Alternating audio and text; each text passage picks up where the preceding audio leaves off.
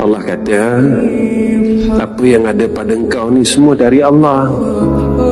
Nikmat yang ada pada kita, kata Allah, semua dari Allah.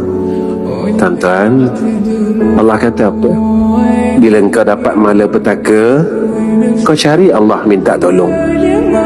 Tuan-tuan, Nabi nyatakan dalam satu hadis tentang sakit ini, siapa-siapa yang sakit, Allah kafarahkan dosanya setiap hari 100 kali, dan Allah memberikan rahmatnya setiap hari 100 kali.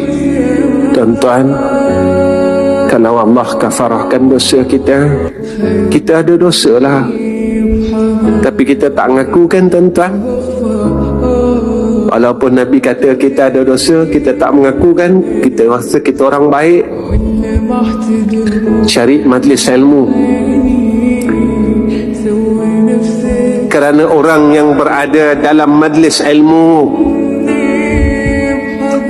ia akan dikurniakan sakinah, yakni ketenangan.